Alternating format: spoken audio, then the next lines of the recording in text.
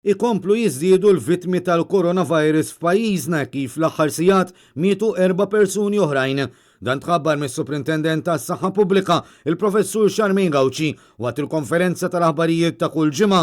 B'hekk l-ammont tal-vittmi issa tela l-132 u f'ġimgħa kellna vittmi daqskemm kellna fl-ewwel 6 xhur u nofs tal-pandemija 24 vittma, l-ogħla ċifra ta' fatalitajiet f'ġimgħa waħda. L-4 vittmi tal-aħħar sigħat mietu kollha fl-Isptar Mater Dei, bl-ewwel vittma kienet mara ta' 85 sena li mietet il-ħamis. It-3 vittmi l-oħrajn mietu matul il-jum tal-ġimgħa u kienu rġiel ta' 73, 72 u 81 sena rispettivament.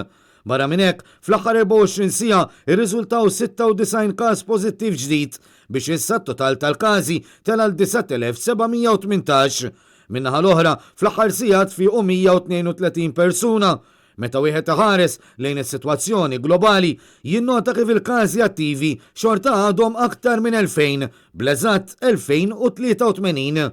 U minkejja li fl-aħħar sigħat kien hemm aktar persuni li fiequ minn każi pożittivi ġodda, is-Superintendent tas-Saħħa Pubblika tennit l-appell li l-pandemija hi reali u n-numri xorta mhumiex baxxi. Din hija pandemija li hija reali. Qegħdin narawha qudiemna, tajjeb forsi titkellmu mal-istaff tal-Public Health Covid Team biex taraw l-istejjer li għaddu minnhom il-persuni li ġew affettwati. Tajjeb titkellmu mal-istaff li qegħdin jieħdu ħsieb il-pazjenti f'Mater Dei. Tajjeb titkellmu mal-istaff li għandna fl-Intensive Care Unit biex jgħaddu dawn il-pazjenti. Tajjeb titkellmu wkoll mal-familjari ta' nies li kellhom xi ħadd li miet. Jew inkella ma' nies li qegħdin f'kwarantina, tajjeb ngħid li għandna fuq minn 4000 persuna bħalissa qiegħed f'kwarantina. Hemmhekk nifhmu li din hija pandemija li hija realtà. Il-Professur Gauci qalet li s'issa tfadal 194 persuna li qed jingħataw il-kura fl-isptarijiet, fosthom 20 persuna li jinsabu fit-taqsima tal-kura intensiva u minnaħa l-oħra hemm 7 persuni attivi f'residenzi għall-anzjani.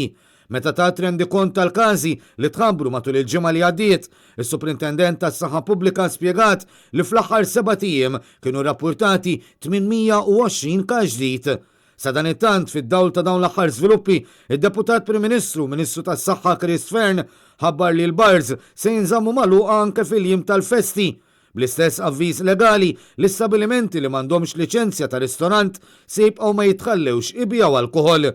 Fern ħabbar dan waqt li kienet jieħu sehem fi programm fuq ix-xandir tal-Istat. Jien għadni kemm ġej dal-programm għallu ma ġej dal-programm għandi kemm ġej tiffermajt legal notice biex dak il-miżuri li kellna fis-seħħ u li kienu ħajskawdu fl-aħħar ta' dan ix-xahar ġeddidnihom sal-ewwel ta' Jannar, ġifieri l-miżuri tal-bars, tal-restaurants, tal-snack bars, eċetera, tal-gażini mhux ir-restaurants, tal-gażini.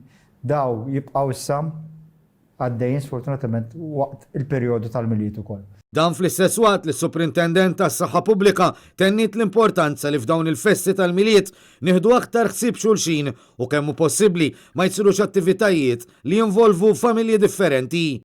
Irridu nieħdu paċenzja li bħalma qattajna il-Mother's Day, bħalma qattajna l-Father's Day, bħalma qattajna l-Easter.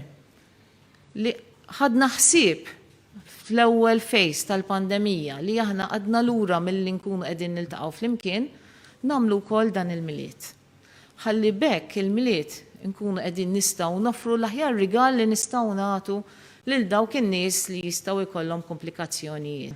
Allura il-parir tal-awtoritajiet tas-saħħa huwa ċar li għandna nillimitaw il-kuntatti ma' dawk in-nies li jgħixu fl-istess dar.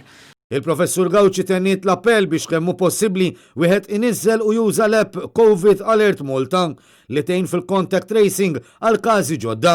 Dan hekk kif ħabbret li s'issa din tniżlet minn 17.6% biss tal-popolazzjoni ta' pajjiżna li għandhom 13-il sena jew aktar.